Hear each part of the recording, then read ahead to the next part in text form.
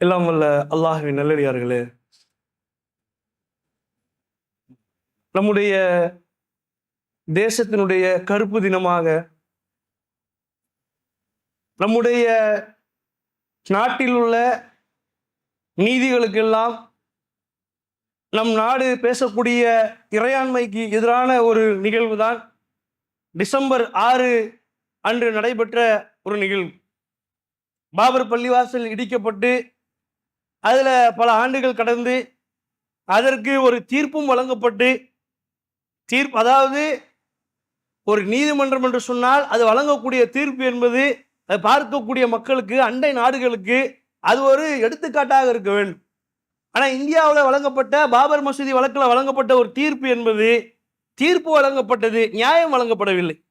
தீர்ப்புன்னு சொல்லி ஒன்று கொடுத்தாங்க, அது அநீதிதான், அநியாயம்தான், அக்கிரம்தான் என்று அவங்களுக்கே தெரிந்து ஒரு தீர்ப்பை வழங்கினார்கள். பெரும்பான்மை மக்களுடைய அந்த உணர்வுகளை அதை திருப்தி செய்வதற்காக.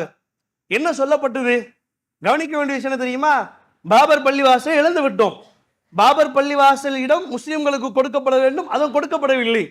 அதை விட அங்கே கோயிலும் கட்டப்பட்டு விட்டது. என்ன சொல்லி அதை சமாதானப்படுத்தினாங்க தெரியுமா? சரி, ஒரு பள்ளிவாசல் தானே, அதை விட்டு கொடுத்துருங்க, இதுக்கு மேல என்னது பிரச்சனை வேண்டாம் என்பது போலத்தான் சொல்லப்பட்டது. இந்தியாவுடைய இந்த ஆலயங்களை பாதுகாக்கக்கூடிய சட்டம் இருக்கிறது, அந்த சட்டம் கூட 1991 ஆண்டு இயற்றப்பட்ட அந்த சட்டத்தில் கூட என்ன சொல்லப்பட்டது என்று சொன்னால், இந்த பாபர் பள்ளிவாசலுக்கு மட்டும் என்ன செஞ்சிட்டாங்க, விதிவிலக்கு. 1947க்கு முன்பு என்னெல்லாம் பள்ளிவாசல், கோயில், சர்ச்சு என்னெல்லாம் இருந்துச்சோ அது அப்படியே இருக்கட்டும், அப்படியே தொடரும், அதை போய் நோண்டாதீங்க, அதை போய் நீங்க சர்ச்சையை உண்டாக்காதீங்க என்று சொல்லி 1991 ஒரு சட்டத்தை கொண்டு வந்தார்கள்.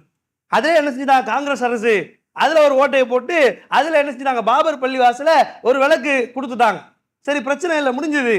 அடுத்து என்னடான்னு கேட்டா, அடுத்து வருது ஒரு பள்ளிவாசலாக கியான்வாபி பள்ளிவாசலுடைய விசாரணை வரும் பொழுது நீதிபதி சந்திரசூட் என்ன செஞ்சார் தெரியுமா? அற்புதமா ஒரு திரையை விளக்குனார். என்ன செஞ்சாரு? அந்த சட்டம் என்ன சொல்லுகிறது, அந்த சட்டத்தில் பள்ளிவாசலையோ கோயிலையோ போய் என்ன செஞ்சிடக்கூடாது, மாற்றக்கூடாது, இடிச்சிடக்கூடாது, இதுதான் சொல்லப்பட்டுச்சு. ஆய்வு செய்வதற்கு, அது கோயிலா பள்ளியா அது சர்ச்சா என்று ஆய்வு செய்வதற்கு அந்த சட்டத்தில் தடை இல்லை என்று சொல்லி என்ன செஞ்சாரு, அந்த கியான்வாபி பள்ளிவாசலுக்கு ஒரு திரையை விளக்கினார். இன்றைக்கு அந்த கியான்வாபி பள்ளிவாசல்ல முஸ்லிம்கள் ஒரு புறம், மாற்று மத சகோதரர்கள் ஒரு புறம், அவங்க வழிபடக்கூடிய ஒரு சூழல் ஏற்பட்டு விட்டது. சரி, அதோடு முடிஞ்சதா?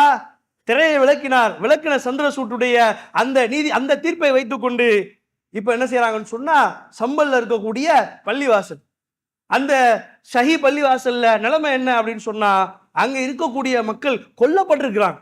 முஸ்லிம் இளைஞர்கள், சாதாரண வியாபாரிகள், அன்னாரம் காட்சிகள் கொல்லப்பட்டிருக்கிறார்கள். சரிப்பா, கொல்லப்பட்டுட்டாங்க, பிரச்சனை ஏற்பட்டுருச்சு.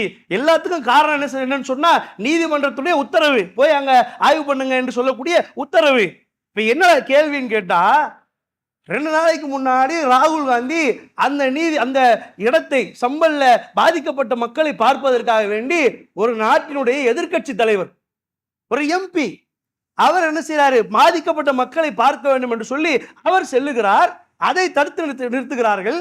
காவல் அதிகாரி சொல்லுகிறார், ஏன்பா தடுத்து நிப்பாட்டுற என்று சொன்னால், லா அண்ட் ஆர்டர் பிரச்சனை ஏற்படும் சொல்லி சொல்றாங்க. சரி, ஓகே, நீ ஒரு குழுவை அமைச்சு அந்த குழுவை பள்ளிவாசலுக்கு போய் அங்க போய் என்ன செய்யற, ஒரு ஆய்வு பண்றிய, இப்ப லா அண்ட் ஆர்டர் பிரச்சனை ஏற்படாதா? ஏற்பட்டுருச்சே ஏற்கனவே. இப்ப இதுக்கு என்ன தீர்வு சொல்ல போறீங்க? இதுக்கான பதிலடி என்ன? அப்ப நம்ம இன்னும் யோசிக்கணும். ஒரு நாட்டினுடைய எதிர்க்கட்சி தலைவர், அவர் அங்க போய் ஆய்வு செஞ்சு என்ன பாதிப்பு, என்ன பிரச்சனை என்று கேட்டறிந்து அதை நாடாளுமன்றத்தில் சமர்ப்பித்து அதற்கான நீதியை பெற்று தருவார் என்று மக்கள் எல்லாம் பார்த்து கொண்டிருக்கூடிய நேரத்தில் ஒரு எதிர்க்கட்சி தலைவருக்கே அங்க போறதுக்கு உரிமை இல்லைன்னு சொன்னா, என்ன நீதி இந்த நாட்டில் நிலைநாட்டப்பட்டு கொண்டிருக்கிறது என்பதுதான் நாம் வைக்கக்கூடிய கேள்வி.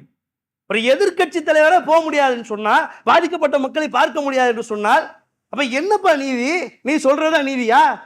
என்று எப்படி பாபர் பள்ளிவாசல் இடிக்கப்பட்டு அதற்கு ஒரு நீதி எழுதுனீங்களே, கியான்வாபி பள்ளிவாசலுக்கு ஒரு நீதி எழுதுனீங்களே, அப்ப இந்தியாவில் இருக்கக்கூடிய பள்ளிவாசல் நிலைமை என்ன? எல்லாத்துக்கும் ஆய்வுன்னு சொல்லி போயிட்டே இருப்பீங்களா? அதை எதிர்த்து நான் கேட்கக்கூடாதா? அதை எதிர்த்து நான் கொந்தளித்தால் எங்களுடைய மக்களுடைய உயிர் தான் போகுது. அதை எதிர்த்து முஸ்லிம்கள் பேசினால் கொல்லப்பட்டது முஸ்லிம்கள் தானே. இன்னும் எத்தனை உயிர் பலிகள் வாங்க காத்து கொண்டிருக்கிறீர்கள்? அப்ப நாம பார்க்கிறோம் எதை நோக்கி தேசம் சென்று கொண்டிருக்கிறது என்று சொன்னால், இந்த அதிகாரத்தை வைத்துக்கொண்டு, நீதிமன்றங்களை வைத்துக்கொண்டு அவங்க நினைச்ச சாதிச்சிடலாம் என்ற நிலை போய்கொண்டிருக்கிறது.